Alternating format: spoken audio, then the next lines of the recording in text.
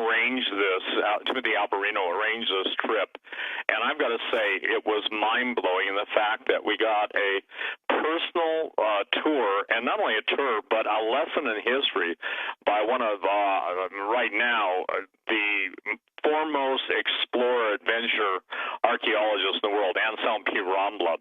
I'm not Doug, excuse me.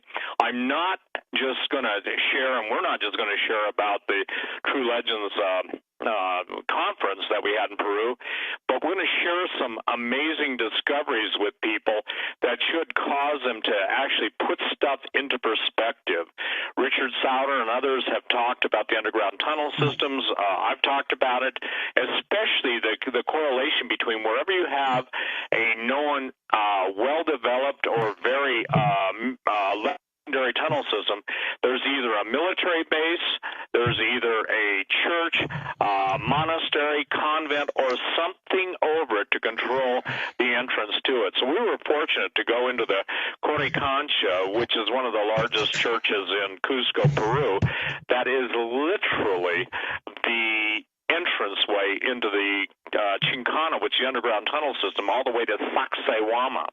Now, why Sacsayhuama is so important, that's probably the most pronounced megalithic, or what we would call cyclopean architecture site in the world.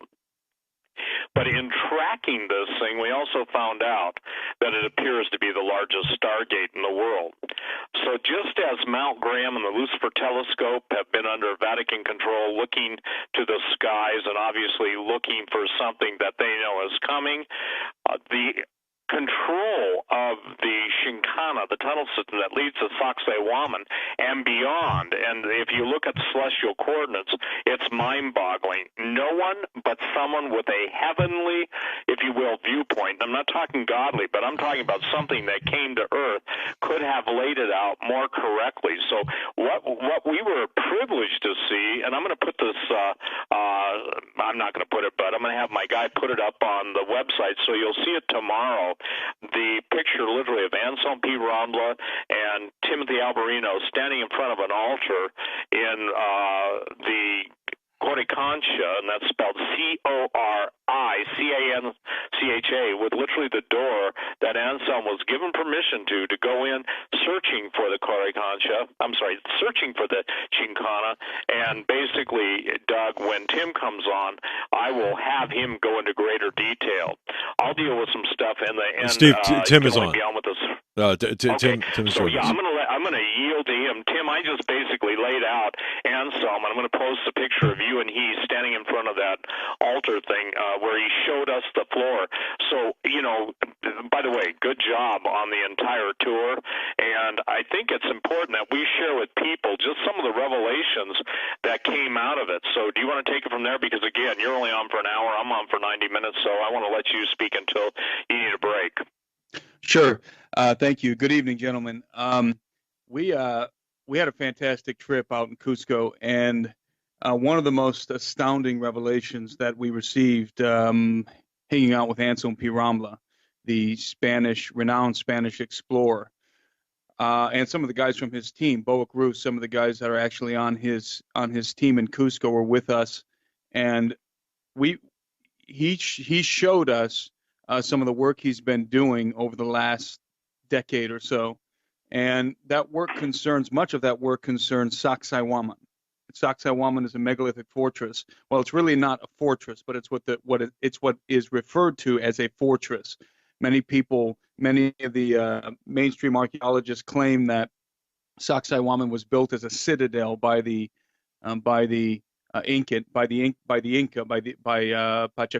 the Incan king.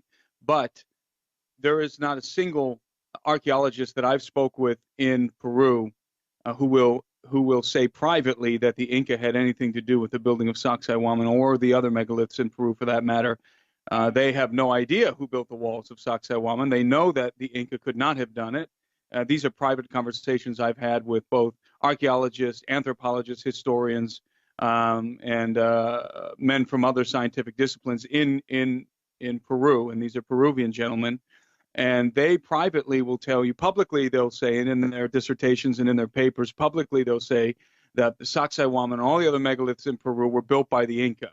but privately they'll say no way. There's no way the Inca could build them, and they'll usually they'll espouse the ancient aliens doctrine when talking about the walls of Sacsayhuaman. So it was very interesting to get the perspective of a man, Anselm P. Ramla, who actually did excavations at Sacsayhuaman and in other places, because most people who study the walls have never actually been privileged to dig into the soil around the walls. First of all, the fortress of Sacsayhuaman, what you see above ground, and what you see above ground is extremely impressive. But what you see above ground is only 15% of the entire complex, 15 to 20%. That means that 80% of Sacsayhuaman is still beneath the soils that were deposited, in our opinion, during the Great Flood. In fact, it's basically it looks as if it's sitting on a mountain, but it's not. It's an entire megalithic complex under the ground. In other words, 80% of that complex is buried under the ground, and Anselm was able to verify this with his excavations. But what was really intriguing, and I guess what the bottom line is here concerning Sacsayhuaman, is that Anselm has determined through his investigations, and he shared this with us in Cusco, that Sacsayhuaman is in fact a stargate, and the largest stargate on Earth. And that's why, part of the reason why Cusco has been called for so long and for so many reasons the navel of the world. Now, what's important to understand about Sacsayhuaman is, again, not just what you can see today, what's still existent today, because there's only 15 to 20% of the wall is exposed today, and much of that wall has been disassembled at the higher levels, was disassembled by the Spaniards, who used it to build their churches and other edifices that you find in the city of Cusco. But it's what's below that complex that is so important. And what's below Sacsayhuaman is a vast network of underground tunnels and caverns, both artificial and naturally occurring. And it's basically an entrance, and Steve, I don't think that this is far-fetched to say, it's basically an entrance into the underworld beneath Sacsayhuaman. And connecting to Sacsayhuaman, there is, from the Coricancha. The Coricancha was the primary temple of the Inca. That was, in fact, the Coricancha was the center of the empire. It was literally the center of the empire, and it's where the Inca held their most important festivals and celebrations and sacrifices and everything that in fact, that's, according to the chroniclers, that's where the Incan kings were entombed, was within the Coricancha, within what's called the Temple of the Sun. And they were actually mummified. The Incan kings were mummified, and they were set inside of the Coricancha on gilded thrones, and they wore these bejeweled cloaks that were encrusted with jewels and other precious metals. And these were dead, mummified kings sitting inside of the Coricancha because they were believed to be immortal.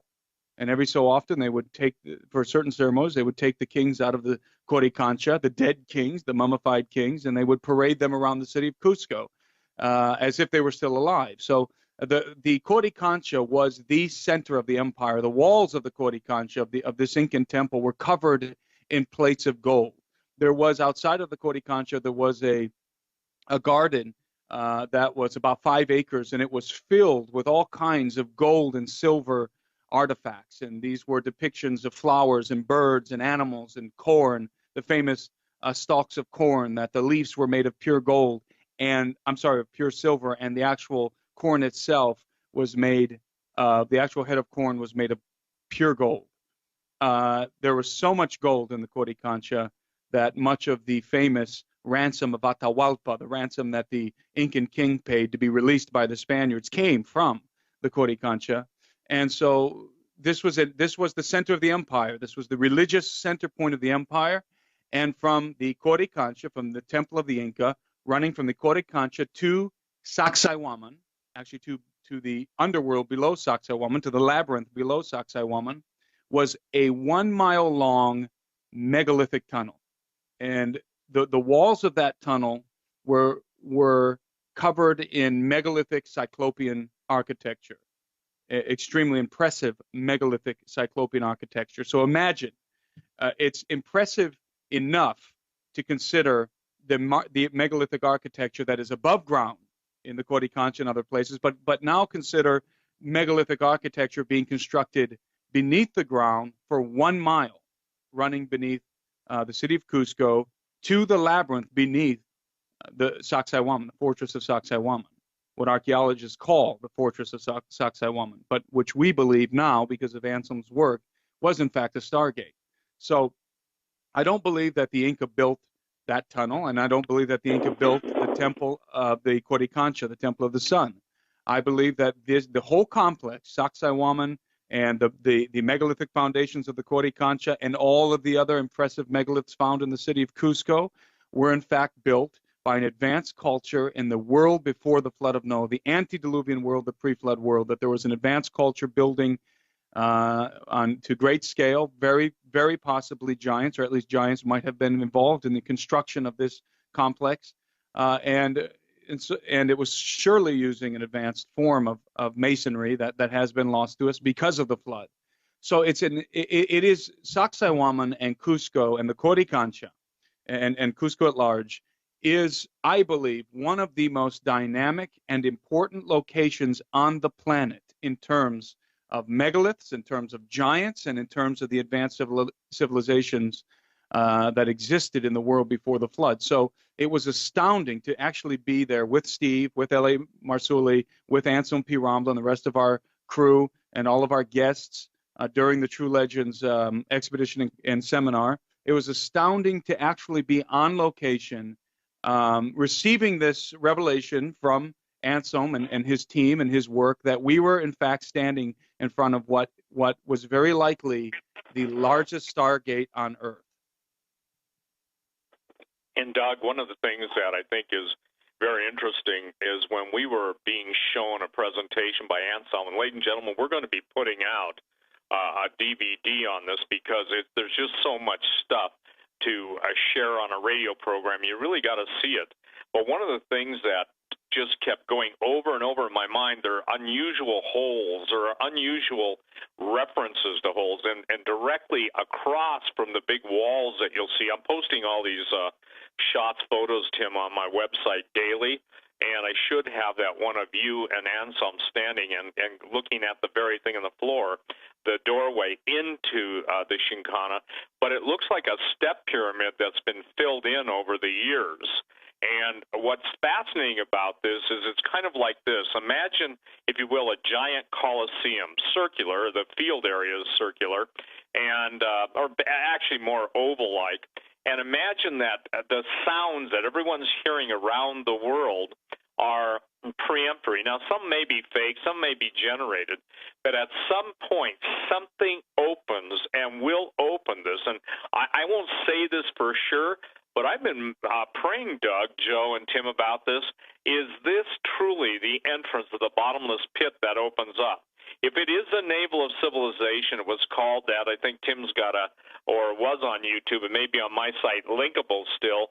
There's a reason why all of the references to harmonic levitation, for those of you that ever bought my book, True Legends, obviously that's the name of the series. Go to the back of the book, literally the back cover, and you'll see a giant, if you will, Incan or Mayan levitating rocks by using a strange system of basically acoustic levitation. This is not New Age. It is not Spiritism. It is not mysticism. It's the same principle in which UFOs and other unidentified flying objects and reverse-engineered flying objects work doing by generating electrogravity. Electrogravitics. There we go. And what else is really important is this. Tim and I in L.A. met with Brian Forrester. He's convinced these things are giant machines, and with good reason. Now, obviously, to get a feel for this, we're going to be reconstructing this with one of the, I think, the premier concept artists in the world. And if you've seen Holocaust of Giants, many of the stills, the motion graphics in there were done by our artists. And by the way, Tim, he's working on Sacsayhuaman right now. And Tim's in, by the way, he's in another part of Ohio, and I'm in Bozeman, so we're not sitting in the same studio. So I don't get to talk to him except when I'm on the air very much, unless we email each other. But I'm going to encourage people, if you want the heads up. Now, look, we're not following anybody on YouTube. We're not stealing anybody's stuff, although, you know, our stuff, Doug, is stolen and printed, and thank God, Rhonda, bless you for finding all these pirates. But the thing is that I'm telling you this, there was such a sense of awe that we're not looking at old history. We're previewing one of the most important contemporary events yet to come. And by the grace of God and through His mercy, I'm telling you, we're absolutely on the cusp of multiple revelations breaking out all over the world, and the powers that be, Doug, will not be able to contain it. It's amazing, man. It's amazing. Yeah. So again, here's the thing, ladies and gentlemen, you need to get a copy of our, DVD series. This isn't a pitch, but we've got to take you from where we left off in the Holocaust of Giants to what we're talking about, because, again, it is so important. The Unholy See has to be the most important, I'd say, DVD until the Holocaust of Giants came out. And, Doug, it seems like God is giving us precept upon precept, revelation upon revelation. And, look, we pray about this stuff. We had a miracle. And, Tim, I want you to explain, number one, we also have a propensity getting in trouble. So we were in the Coricancha, and, you could tell that Rome's finest were there. I'm not making fun of any Catholics. I'm talking about their intelligence service, because they did not want us to film. Fortunately, God had arranged for the same prior, what is Tim, Father Gamara, what was he when he gave Anselm the right to dig there? What do you call the head guy? He was the prior. The prior refers to the head, to the head Dominican at that particular cathedral. Yeah. Now listen to this. Now I'm just going to say this, and you take it from here. We were told that Father Gamara, the head prior, former guy that had given Anselm permission, wasn't in there. He wasn't to be found. And that was by the guy wearing, probably, my guess, $2,000 suit, probably a $500 tie, earpieces, and I know the difference between head spooks and little spooks. This guy was a head spook. So, Tim, take it from there. I mean, we're Anselm. Go ahead. Well, we had unprecedented access to the Coricancha, but specifically to the Cathedral of Santo Domingo, which is connected to the Coricancha, actually sitting on top of it. And the whole area, the convent, the cathedral, the Coricancha itself, is all now owned by the Vatican, specifically by the Dominican Order, and has been since right after the conquest of the city of Cusco by Francisco Pizarro. So, it is strictly forbidden to film inside of any Catholic church in Peru, especially inside of the Church of Santo Domingo. And so we went the first time we went and we filmed for the Unholy See. We had to do it undercover. This time we had a group of about 40 people. Everybody had cameras and cell phones. We had our professional camera crew and our professional cameras and tripods and all the paraphernalia of a camera crew. And we walked in with Anselm P. Ramla and began to film. And Anselm began to take us around the church and show us everywhere he excavated inside the church, primarily where he excavated and discovered where he had gone down into the Chincana in 1982, and then where he came back in the year 2000 to actually do a professional excavation to open the Chincana. And if you've seen our second film, you know exactly what we're talking about. So he showed us exactly where he was, what he was doing, and we were able to stand there with Anselm and film the whole thing. And it was absolutely fascinating, because there's no way you can walk in with a group of 40 people and cameras without having somebody like Anselm P. Ramla with you. And so we filmed for a while, and then finally some of the security guys showed up and wanted us to turn the cameras off, but Anselm was speaking with great authority, because he knew all of the Dominicans at the time, and in 2000, many of whom were still there, and he was demanding to see Father Gamara, who was a good friend of his, who was the head of the Dominican order in Cusco during the time in which he was doing his excavation. So we were able to film a whole lot. It was fascinating, and I know those who were on the trip agreed that it was absolutely fascinating, and those who were on this trip got to be a part of something that will never happen again. I mean, that was it was unprecedented access with Anselm P. Ramla. And then to top it all off, these guys told Anselm that Father Gamara was no longer around. He wasn't in the city of Cusco anymore, and that he couldn't be contacted. And they lied right to his face, because after a while, Anselm finally, well, I don't even think they told him anything. We agreed to turn the cameras off after we had filmed everything we wanted to film. We walked out of the Church of Santo Domingo, and we walked next door, which is still part of the church property, the Coricancha, which was the interior of the Coricancha. We walked in with our camera crew, which you don't just walk into the Coricancha with a camera crew either, but we did. And during the course of our filming, Father Gamara shows up, and Father Gamara at this point in time, I think is 70-some years old, and I think he's in his mid to late 70s, and he shows up in his Dominican robe. And Anselm hadn't seen Father Gamara for I think 15 years, and so it was this amazing reunion. It was a very heartwarming, emotional reunion between Anselm P. Ramla and Father Gamara, and they embraced, and Father Gamara welcomed us and told us and Anselm told us that Father Gamara was the reason why excavations were ever even begun and had ever begun in the Coricancha in the first place. And it's true, Father Gamara opened the door. Father Gamara, unlike many of the other agents of Rome in Cusco, wanted the truth concerning the Coricancha to be known. Now let me explain something. The knowledge of the Coricancha was only passed down by the Dominicans from prior to prior. In other words, from head Dominican to head Dominican. The lay Dominicans, the Dominican priests were not privy to the information concerning the Shinkana. Only the head Dominican, the prior, had access to the library. Him and a few others, and the knowledge of the Shinkana was passed down from prior to prior. So, in other words, when a new head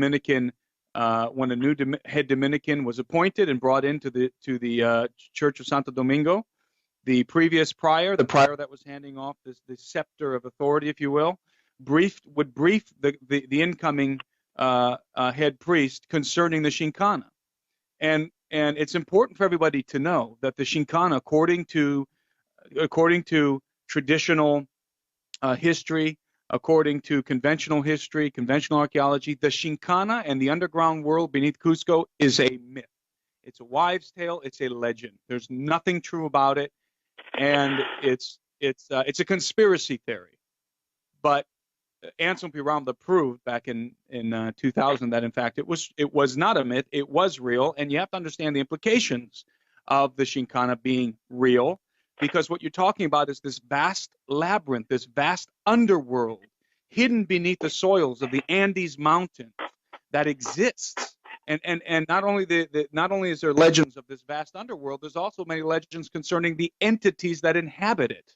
So it's a massive, the implications are absolutely massive concerning the Shinkana. So there we are standing in the Church of Santo Domingo with Anselm P. Ramla embracing his old friend Father Gamara, and Father Gamara looks at the camera.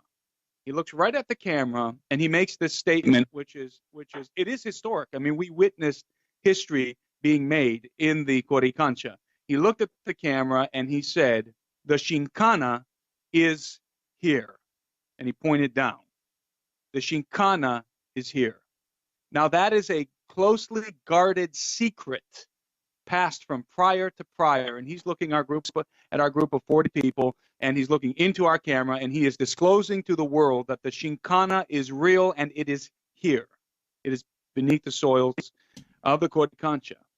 And that's an explosive statement because, again, of the implications associated with it. Now, remember, there are the term Shinkana in general refers to the underworld beneath the Andes. Now, that's tunnels, that's caverns. Some of those tunnels are artificially occurring. Some of those tunnels are naturally occurring. Well, as Tim was saying, I don't know if I can effectively stress the importance of this. We were flat out lied to, and lied to our face. And this Father Gamarra being able to meet Anselm was a pretty moving thing. I actually have photos, Tim. Tim hasn't seen the 1,000 photos I took, literally, not of just this event. But you could see two incredible men embracing each other, and they were both weeping because, again, this man, Father Gamarra, who was the head prior, was removed from office because somebody got really nervous. And so, Doug, here's what I want to get people to understand. We're undertaking, and this is no understatement, and it's because of the grace of God. You know, He chooses the foolish things to confound the wise. We're taking on the biggest subject, i.e. giants, i.e. stargates, i.e. core reality, and you know, if it wasn't for the people that buy our DVDs, we couldn't do this because it takes a lot of money. And I mean, a lot of money, and you know, to run film teams all over the world. I want people to go to Legends, plural, the series.com, because they can watch the Holocaust of Giants on Vimeo. They can stream it. They can stream it as many times as they want. The same thing for the Unholy Sea. And right now, what is unfolding, and I shared this 24 years ago on talk radio, I said one of the biggest wars in history that's going to come is going to become within the Catholic Church between the traditional Catholics and between the desire of the Luciferians or the anti-Pope forces to overthrow all religious traditions of historic Catholicism. I'm not praising it. I'm just saying, you know, 24 years ago, man, they thought I had 4 eyes instead of 3. But the point is that what we're undertaking literally, and we relish your prayers, and we're undertaking some of the most unbelievable. You know, I've talked to a lot of people, some very wealthy, and I pray that God touches their hearts to get behind this, because we're out there, and Tim and the film crew lays their life on the line. This is not being melodramatic, but what just transpired in Cusco, Peru last week and was witnessed, I think I understand now, Tim, the conference. No one can ever say that was made up. The biggest lie in the world, one of the biggest lies in the world, is uncovered. And the reason they want to cover the lie or lie and cover up the tunnels is because they lead all over the world. Now, let me share this, how it ties into Antarctica. For literally myth and legends of legendary times, there has always been associated this vast underground tunnel system that runs worldwide. Even Greg Evenson and some of his military contacts, remember when I think I was on your show and they were talking about some of these things broke free and were in the tunnels headed to South America? Now, I don't have any current updates, but I will tell you this, that something is going to trigger. A form of energy is going to be released. I'm not talking metaphysical. I'm talking literal energy, maybe unknown to us at this time. I don't know if it's a cosmic ray bombardment or whatever, that's going to trigger the opening of Sacsayhuaman. And if you notice all the stories coming out about these energy waveforms coming from Antarctica, they're headed right towards the coast of South America. A lot of it heads towards the west coast of South America. But I have another interesting revelation. I've been praying about this, and Tim, you and I even haven't talked about this. When Cain slew Abel, the scripture records that righteous Abel's blood cried out. Now, we know that there have actually been studies done on the frequency of blood. And literally, you know, in Genesis chapter 4, it goes into amazing detail about that and why this is critical. And let me just read this real quick. And he said, this is God speaking to Abel after he has slain Cain. And he said, "What hast thou done? The voice of thy brother's blood crieth unto me from the ground. And now thou art cursed from the earth, which has opened her mouth to receive thy brother's blood from thy hand." When thou tillest the ground, it shall not henceforth yield unto thee her strength. A fugitive and a vagabond shalt thou be in the earth, okay? The idea here, though, is basically verse 10, the brother's blood crieth out unto me from the ground. Now, Tim did a great job of explaining. One thing that people forget is this was one of the most ruthless and bloody civilizations in the world. And I can't calculate it because I don't know the frequency of blood drying, but imagine, Tim, if all of the ritual sacrifices, obviously because of the blood, cannibalism, etc., but imagine the combined frequency of that. In essence, I'm suggesting that their legends told them that it was specific forms of sound that would literally open the ground. So, again, I haven't even gone further than that. Doug, you'll find this interesting. I was praying before I went on the radio. I said, Lord, show me something I've never seen before. And for the record, I've never thought that thought before. Tim? Well, I find that quite provocative, that thought, because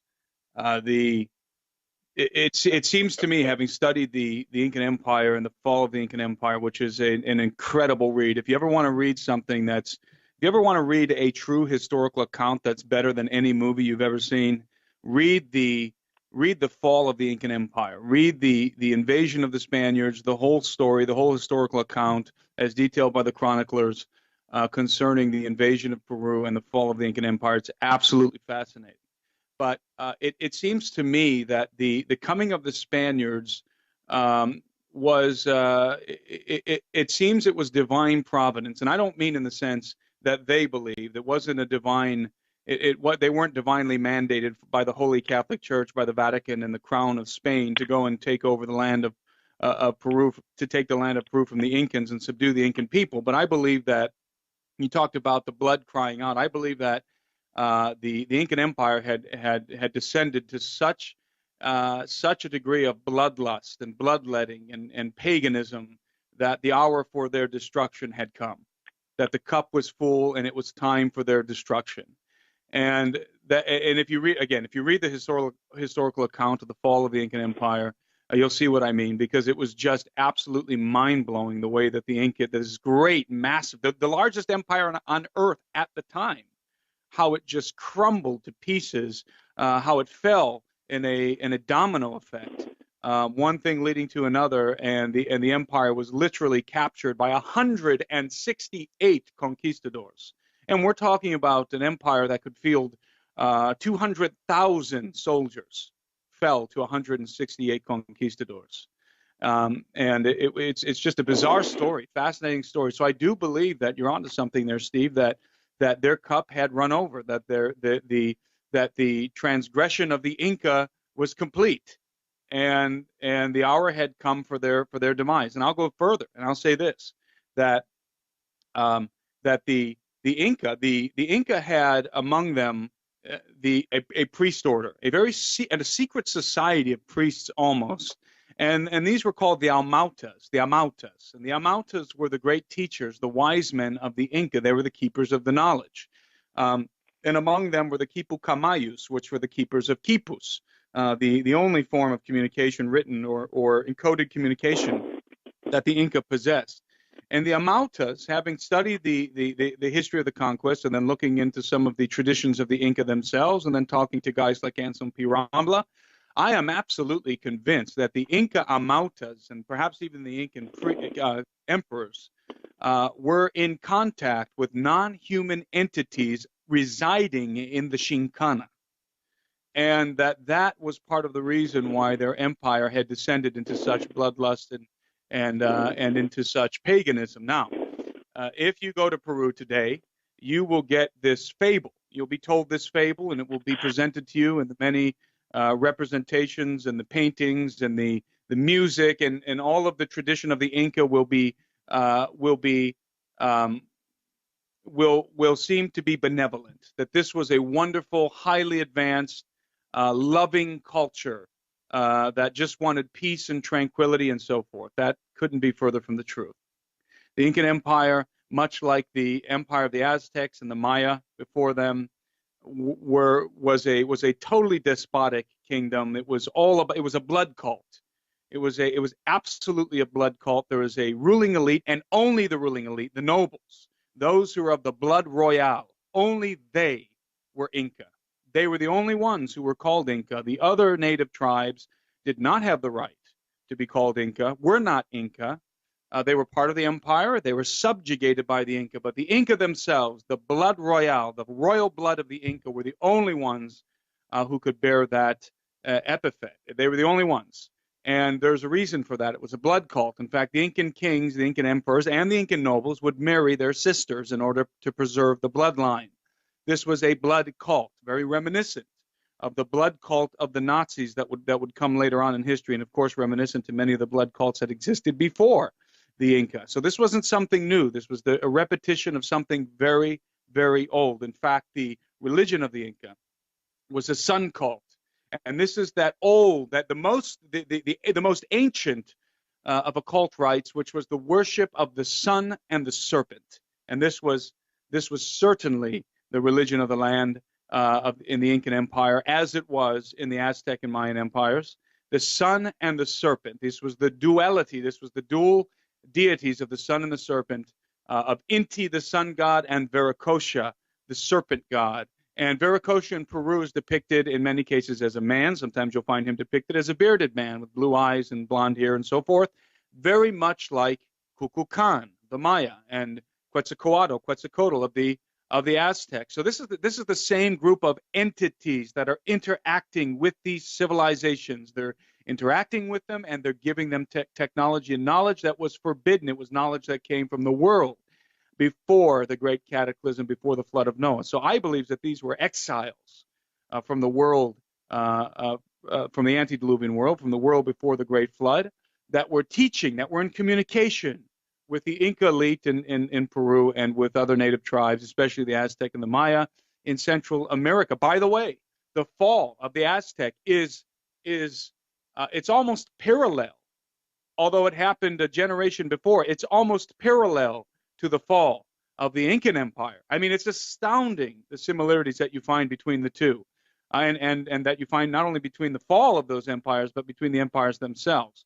The Central American empires, the Central American Empire, the Aztec Empire, was much more overtly bloody, was much more overtly pagan. But the Incan Empire, as I said, was about the Inca elite. It was about the elite household, the royal bloodline, and preserving that royal bloodline. The Inca did not look like the tribes they subjugated. Many of the depictions of the Inca show them as having paler skin, even mustaches in some depictions. And these are historical depictions. These are not modern depictions, but ones from the time of the conquest and after the conquest.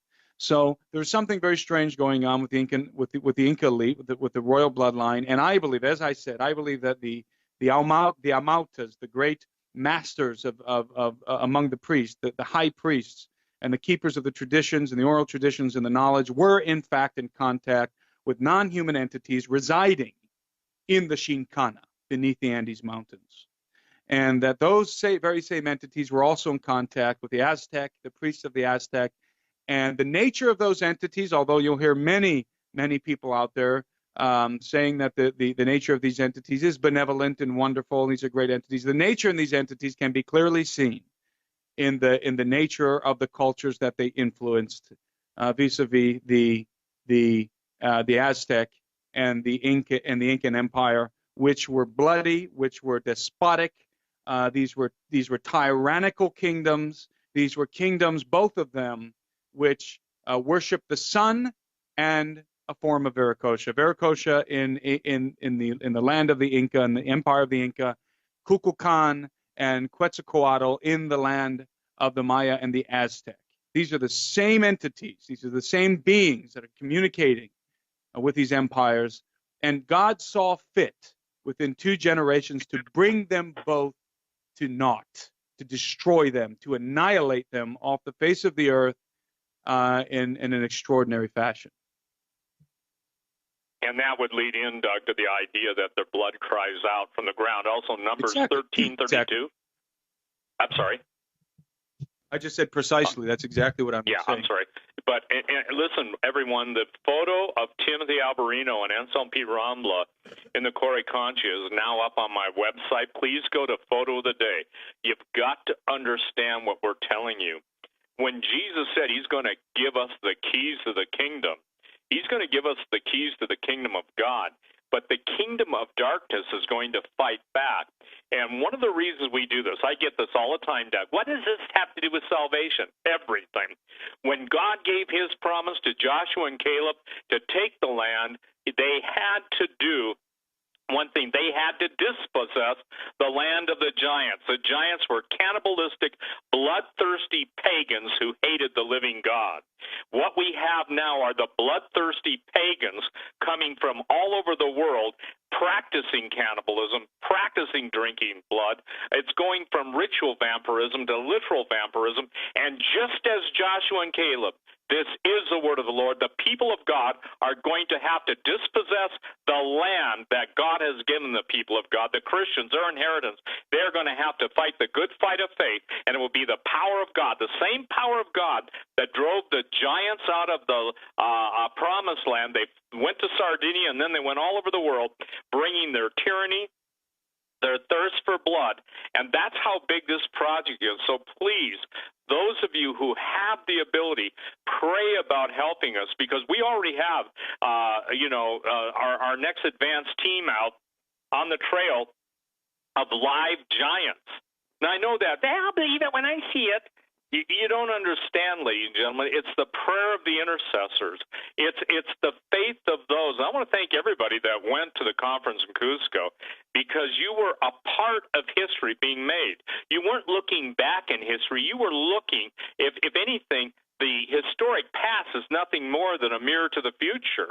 So what I'm saying, Tim, and you get this too, I mean, if we compared our emails, there'd be nothing left to do. There'd be no time left to work in the day. But this is huge, pun intended. And so, please go to the Photo of the Day, stevequayle.com. And here's what I wrote, Tim. I said, the doorway into the underground tunnel system at the Corey Concha, the Shinkana that leads to Sacsayhuama, the largest stargate in the world, is shown to the True Legends Conference attendees in Cusco, Peru. There is no way that Father Gamarra could have been there at this exact time that the crew was there, the film crew. There was no checking schedules. This was a sovereign act of God. So I would just tell everyone this. We are presenting by the grace of God, and I want to thank you for your intercession for Timothy Alberino, for myself, and for those of us who are involved in this. Anybody who's ever bought a DVD of ours, thank you. Anybody who's ever bought a book, True Legends, thank you. And I want everyone to go on TrueLegendsTheSeries.com. And I'll say this, we had no idea of everybody that was there. But I will tell you one thing, some of the people that were there were of, and I say this, world-class wealth, okay?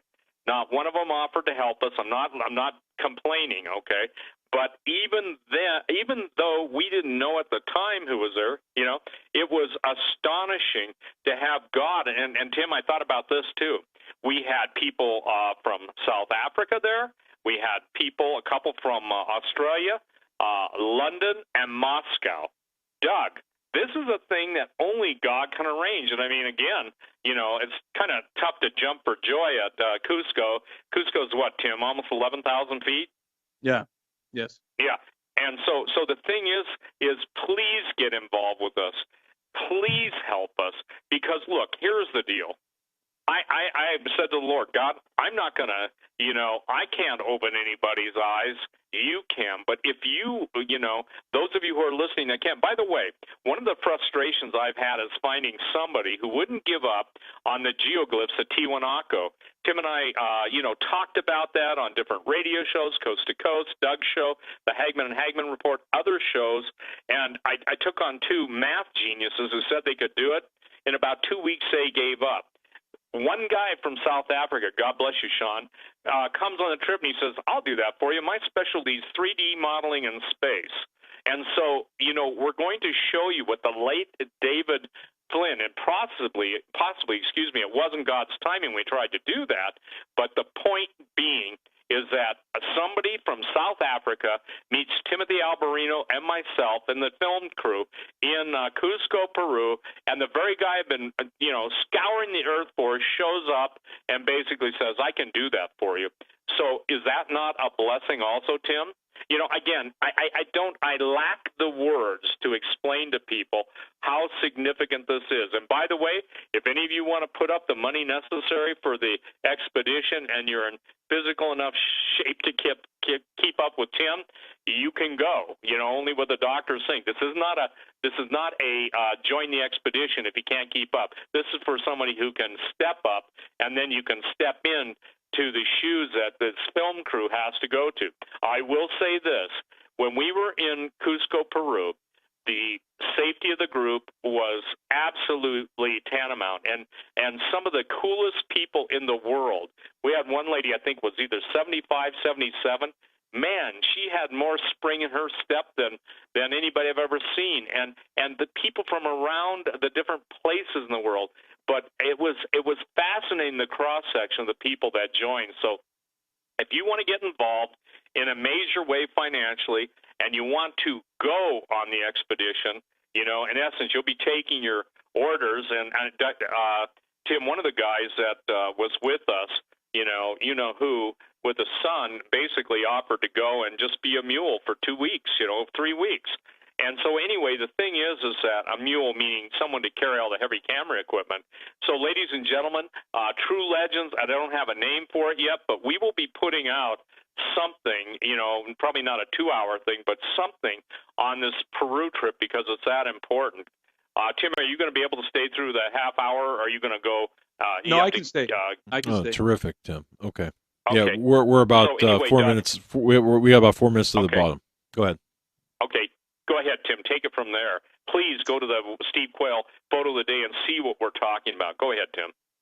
Yeah, I just want to say that it was an excellent trip, and there's no way, like as you were saying, Steve, there's no way that the chance meeting in the Coricancha with Anselm P. Rambla and with Father Gamara was happenstance. I mean, that was the whole thing felt providential.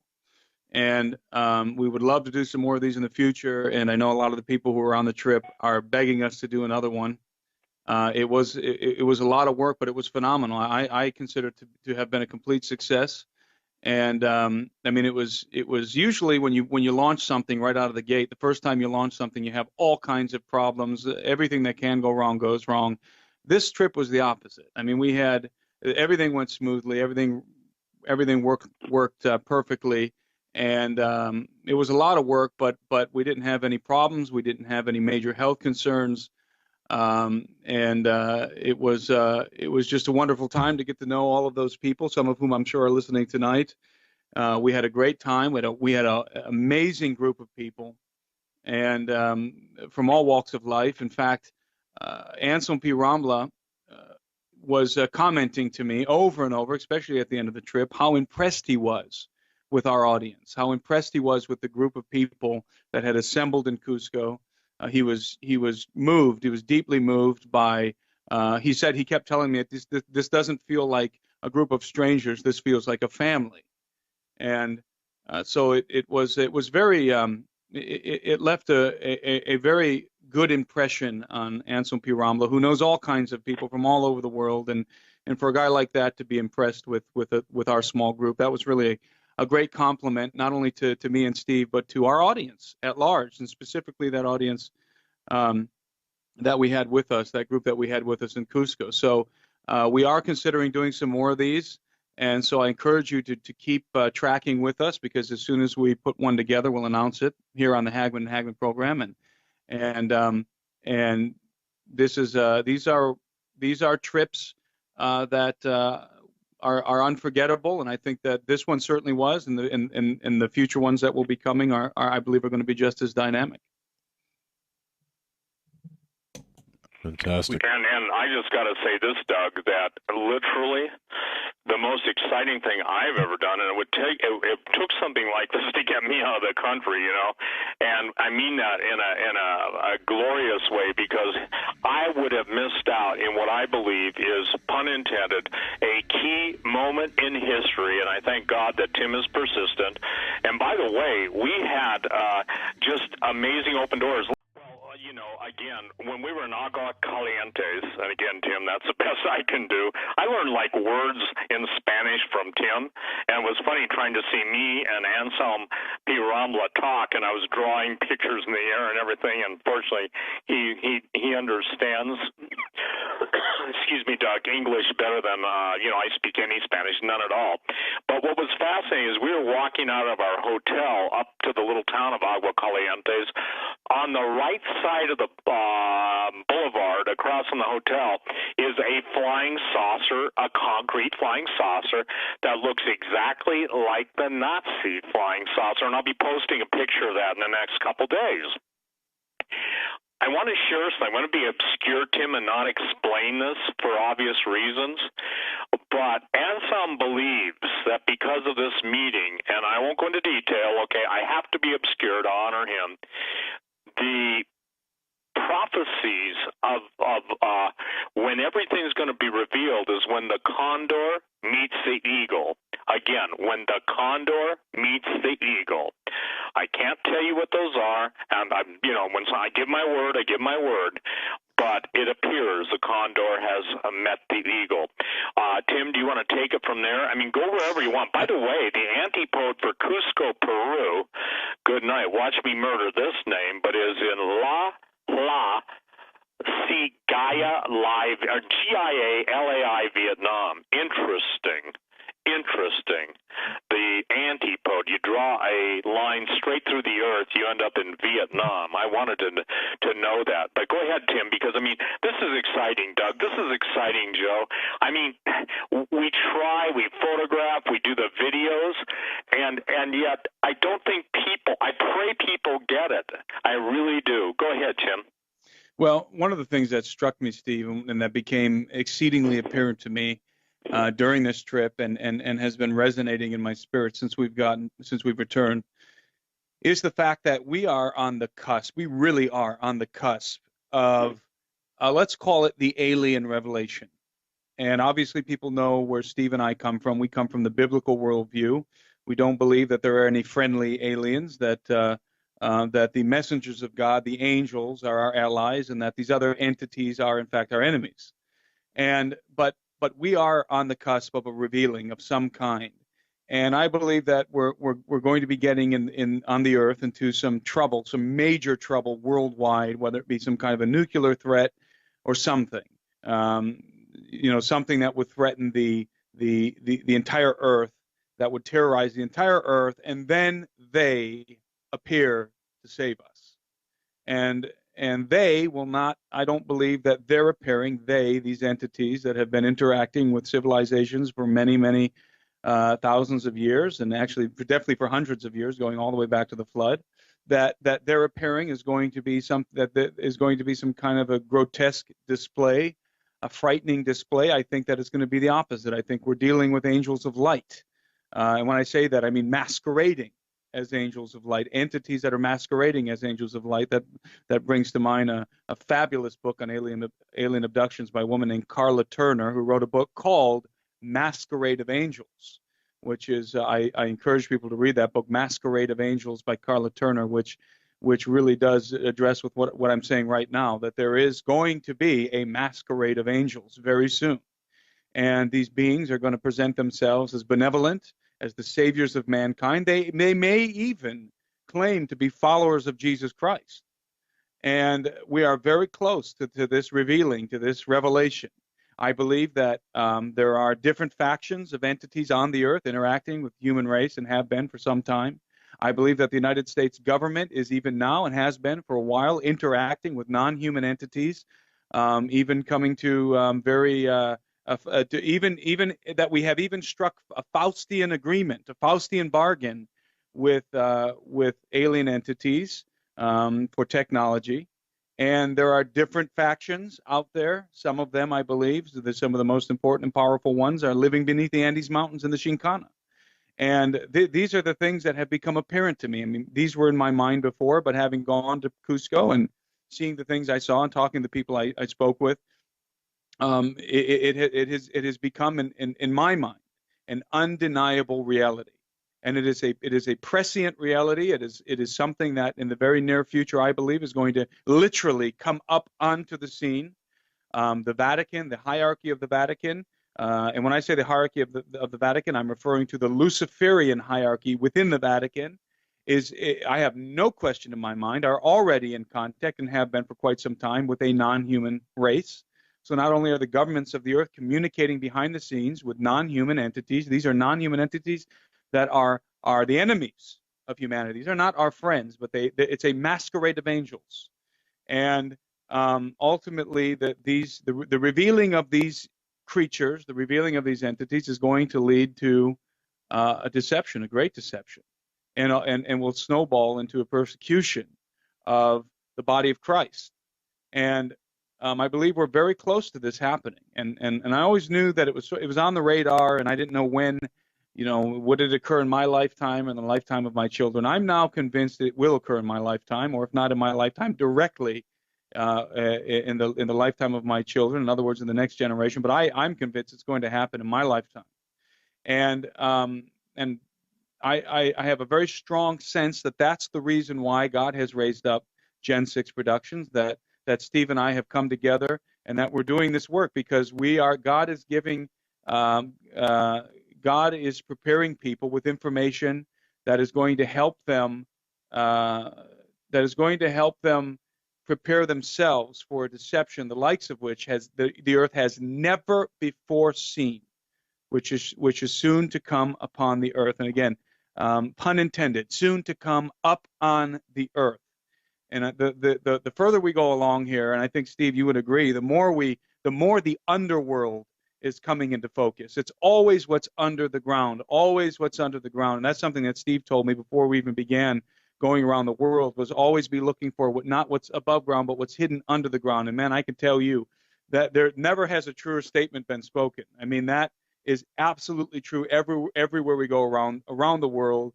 The power players of the earth, the Vatican and the Smithsonian Institution and the other entities out there are concealing.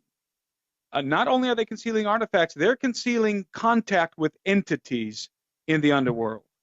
And the gates of hell at some point in time, I believe in the near future, are going to open. And it's the first thing that's going to happen is a great deception. It's going to breed a deception the likes of which the earth has never seen. So this is the underlying reality that I have been stricken with over the last few weeks, being in Peru, being in Cusco.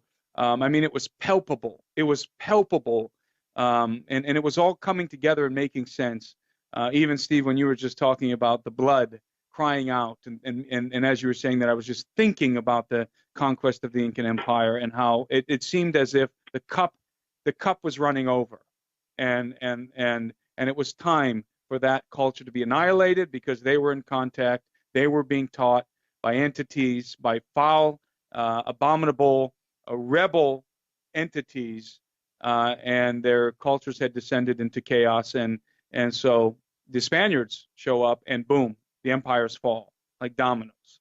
And so we're in a very explosive. We're coming to a very explosive moment, and I believe that the Vatican is going to be at the center of it. I really do. All roads lead to Rome. That was the saying of our second film. It was the subtext of our second film. The Vatican knows all the secrets. All roads lead to Rome, and that is the thread. That is the narrative that we find everywhere we go around the earth. And we're not just saying that because we like to say it. Look, it costs us to say that. That's not something you can just say and not have any kind of repercussions. There are repercussions because they know that we're saying this, and it's true. And we have, as Steve said, we have some guys out there in the field in a location which we will not yet reveal. And what do you think they're telling us? What do you think the feedback that we're getting, the preliminary information that we're getting from the field in a very specific part of the earth is the churches are sitting on top of the entrances to the underworld, to the tunnels, to where the giants are moving beneath the earth and other entities. And there's no question in my mind that governments of the world, and I'm not talking about the presidents of the earth and the prime ministers of the earth. Those are temporary positions. You have to look at the power behind the throne. You have to look at the occult elite that are pulling the strings from behind the throne, the power behind the throne. They are in direct contact with these non-human entities, many of which reside very literally in the underworld beneath our feet, in the Shinkana, the global Shinkana, if you will, because there is a global Shinkana. And we've been digging deep underground military bases for many decades now. And believe me, we've come into contact with the ancient entities residing in the underworld. And we dig these bases a mile beneath the surface of the earth now. So believe me, we're down there. We're in contact. We're connecting with our modern technology, our modern bases. We're connecting with these ancient things that are beneath our feet. And by the way, there's a reason why they're beneath our feet, but that's for another show. But this is core reality. This is exactly what Steve was told by his contacts. This stuff is core reality. For those of you, some of you out there probably are making the connection that the Bagram giant, the Kandahar giant, they were in caves. Why in caves? Why do these guys come out of caves? Why are the live giants associated with caves? Why do they have pale skin, blonde hair? Because they're living under the ground. They're in the global Shinkana. That's where these things are moving to and fro across the earth, among other entities. And it's like a volcano. It's like the magma is beginning to build, and there's going to be an explosion on the surface pretty soon. That is the sense that I have, and I know that's the sense that Steve has. And this is core reality, and it is shocking. And it's becoming exceedingly palpable to me, and especially as we were in the navel of the world in Cusco. And Doug, I'm going to share something. There will be stuff shown, shared, and illustrated at the Gen 6 conferences, Gen 6 conference. Then, I was going to give the website. It's GENSIX conferences.com. We're about 75% sold out. But there's going to be stuff shown there that has never been shown before. One day I walked into the studio. This is a true story. And Tim had just, we were talking about stuff. We go over our plans. We lay out on a big whiteboard kind of where we're headed, what we're doing. And I think it was you that said it's time or me that said it's time. One of us said it's time. And within days of that, Anselm said, it's time. Things I've sat on for the last 4 decades are going to come out. Now, that's not a teaser because you've got to see some of this stuff. And I'm telling you what, I think if our mouths were ever shut during this trip, it was only to eat and sleep. But, ladies and gentlemen, please go to Gen 6, GENSIX conferences.com if you want to go there. And if you're interested in, people are asking me all the time, we're going to live stream. Well, obviously, we want people to see this all over the world in real time.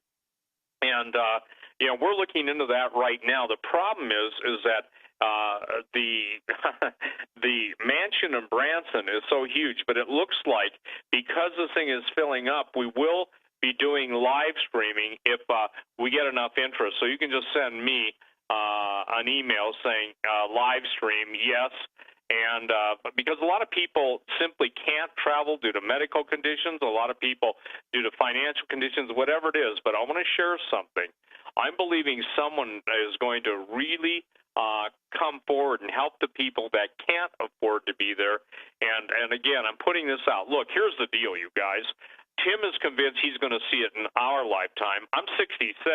I'm convinced, or his lifetime. I'm convinced I'm going to see it in my lifetime based on a word of the Lord that God has given to me. Look, I'm nobody. I'm just a guy that's trying to walk out my faith and be obedient to Jesus. That's all I care about now.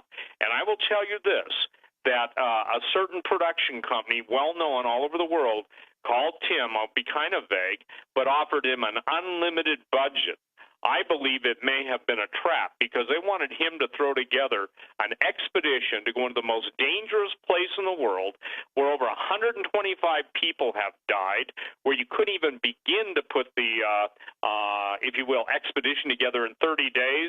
And they basically said, money's no problem, blah, blah, blah. The world has all the money that Satan gives them to deceive. And what we're just asking for is those of you who are capable.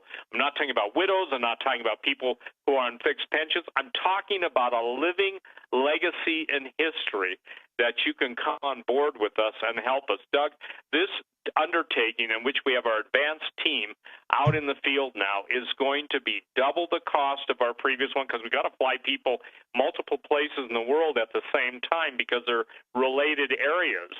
And when you start doubling up on film teams, you're talking about a 21-day with double film teams, your double film crews, you're talking about close to 10,000 a day. And these guys don't live in the lap of luxury. One of our guys that was out in the field in the jungle got bit on the toe by a rat, and sent me a picture of his toe. And I said, good night, my brother. Do they need rabies shots, And he told me, you'll appreciate this, Tim. He had a wonderful meal of rice, eel, and maggots. I thought, yeah, I know who's eaten that kind of stuff before. That's a compliment to him, kind of in a little sordid way. But the point is, look, we got guys willing to lay their lives down, go dangerous, but we also have people that are trying to dangle the carrot. And the chief thing they want us to do, is this accurate, Tim, is compromise on the Christian stuff. Isn't that pretty much what you're told face to face? I get told that all the time. Go ahead, Tim, take it from there. That's exactly the case. And see that what people I don't think really understand is that outside of Gen 6 Productions and guys like Ellie Maisuli and Tom Horn, the entire narrative out there is Ancient Aliens, and it's worse. Ancient Aliens, those guys are playing with toys. The real guys that are behind the scenes working and uncovering things and are getting ready to put their work together, and they're coming forth with a very strong delusion. And I believe that in to some degree, Steve, I believe that Gen 6 Productions is the antidote, at least for the people of God. And I don't say that to be prideful, but we're certainly part of it. Let's just put it that way. We're certainly part of it. And because if we don't go out there and find and get ahead of this story and uncover these things before or concurrently with these other people that are out there with a different narrative, then nobody on our side of the fence is going to be prepared for anything. So we're right there alongside of people working and uncovering and exploring and investigating alongside of people who have the polar opposite narrative than we do. And that means our narrative is simple. We believe in the gospel of Jesus Christ, period. That Jesus is the exclusive salvation of the human race and so forth. The biblical narrative, period. That's what we believe, and we won't turn from it. Not 1 degree will we turn away from that central truth, the truth of the gospel of Jesus Christ. But these other guys, although they walk with us and agree with us 90%, in some cases 95, 99%, it's that 1% or that 5% or that 10% where they take a different path. And although they've been with us and they agree with us at 90%, it's that little bit that we disagree on that makes their narrative a delusion and a lie. And so we're in the trenches and we're there, and I believe God has us right there. We're right on the cutting edge of a lot of this information because we're placed there. We're put in the right place at the right time, and we meet the right people. And not all of the people we meet with and work with are believers in the gospel. We're just in the field alongside of the other people who are in the field uncovering these amazing things. But we're bringing to the table the biblical narrative. We're bringing to the table a perspective that comes from the gospel of Jesus Christ. We have the true perspective on this thing. I mean, we understand what's going on. We can put all the pieces together, and they can't, because the final pieces that they're going to put in place are going to contradict the gospel of Jesus Christ. And so that's our heart. That's what we do, and that's why it's so important to me and so important to Steve. And again, I mean, we're tracking things. And by the way, and I know Steve can attest to this, is we get contacted all the time now by people who are leading in the field of the kind of stuff that we deal with. And I'm talking about secular people, the people in the secular arena who are watching us, who are watching Gen 6 Productions, and want to come alongside of us and work with us, and different projects, and it's because, and this is why, it's not because me or Steve are so great, or because we do such great work. It's because God has literally placed us. He has placed us on the cutting edge of this information purposely. We absolutely believe this is a divinely orchestrated situation with Gen 6 Productions, and we're finding ourselves always placed at the right place at the right time and in the right circumstance to be on the cutting edge of a lot of this information. Us and guys like L.A. Marsuli, Tom Horn, and others who are in the field. I mean, and it's a battle, believe me. We're dealing with core reality. This is not fairy tales. We're not out there just trying to make money with flashy movies. This is information that gets people into big trouble. And we're broadcasting it all over the place. And we know for a fact that there's very powerful people who don't want us to be talking about this stuff. So, and I'm not saying that to aggrandize us by any means. We are committed to the gospel. We are committed to the biblical narrative. That is what drives us forward. And that's what we do. And it's exciting because, as Steve has always says, is that God is going to be revealing everything. He's going to be making everything known. And we feel like that's where we are. That's what we're doing, and we're part of that process. So, but yeah, I mean, I've got information coming to me now on a weekly basis from the people that we have in the field. Steve and I have information coming to us, just absolutely confirming everything we've been saying in our films. The last 3 films we've done: Technology of the Fallen, The Unholy Sea, and Holocaust of Giants.